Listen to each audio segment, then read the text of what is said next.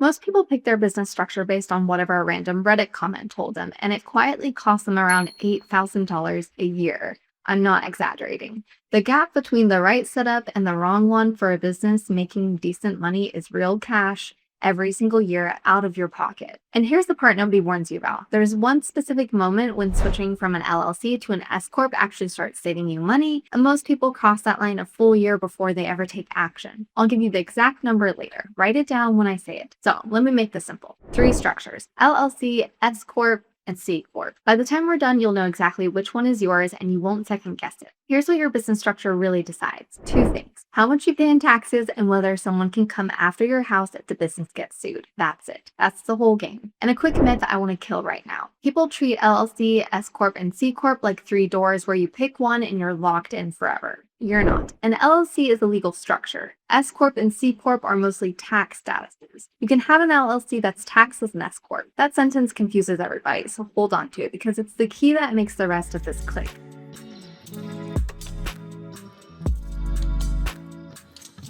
If you're starting out, you almost certainly want an LLC, full stop. Here's why. By default, an LLC is what's called pass-through. The business doesn't pay its own income tax. The profit just flows down to your personal return and you pay tax on it once. Simple, no double taxation, which is the trap C-Corps are famous for, and we'll get there. But the real reason for the LLC is that word in the middle, liability. The second you form an LLC, the law treats your business as a separate person. If the business gets sued or runs up debt, it can't pay, they go after the business, not your personal savings, not your car, not your home.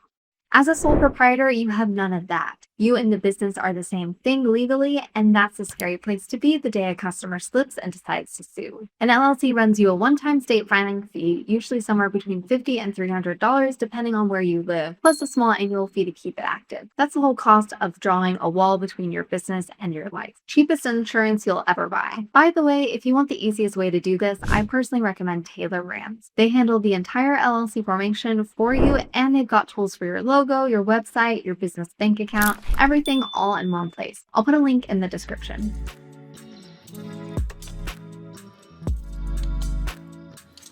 Now, the S-Corp. This is where the real money lives, and it's the answer to the loop I opened.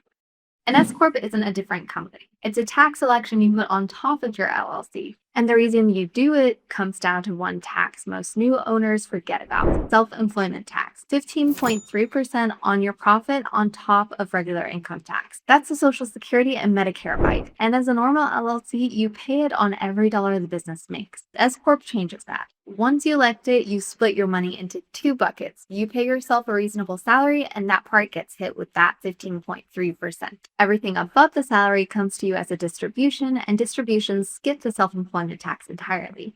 That's the loophole. That's the $8,000. Here's the number I told you to write down. The S-Corp election makes real sense once your business is netting around $80,000 a year in profit. Below that, the savings are too thin to bother because an S-Corp comes with strings. You have to run actual payroll, file a separate business tax return, and pay yourself that reasonable salary, which usually means paying for payroll software or a bookkeeper. That's a few $100 a month in overhead. But once you clear $80,000, the self-employment tax you skip is way bigger than what the paperwork costs. That's the line. People cross it on paper, keep paying full freight for a year, and never make the switch. Don't be that person.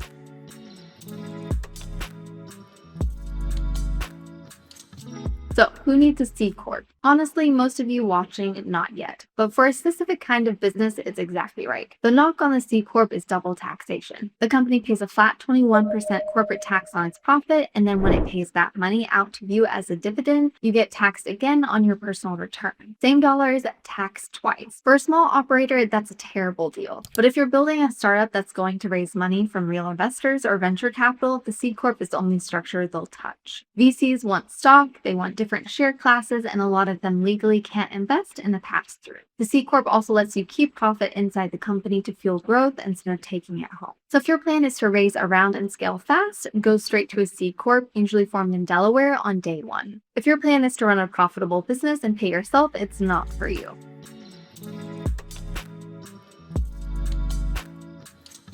Let me hand you the whole decision in plain English. Just starting or making under $80,000 in profit, LLC, tax the normal way. Done.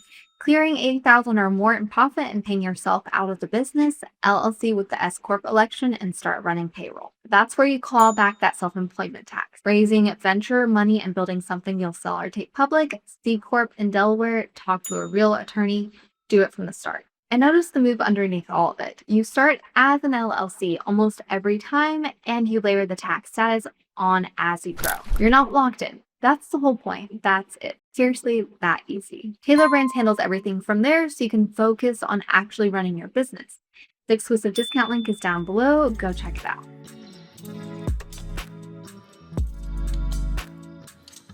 So here's where you actually are. If you're starting today, you want an LLC. When your profit crosses 80,000, you add the S-Corp election and you save yourself thousands. And the C-Corp sits in your back pocket for the day you decide to raise real money. No more guessing, no more Reddit threads. If this made the choice feel obvious instead of terrifying, do me a favor and hit like because it genuinely pushes this in front of the next person trying to figure it out. Subscribe too. I've got more of these coming that'll save you money before you ever talk to an accountant. And drop your state in the comments. Tell me where you're forming and I'll tell you what your filing fee actually runs and any quirk you need to watch for.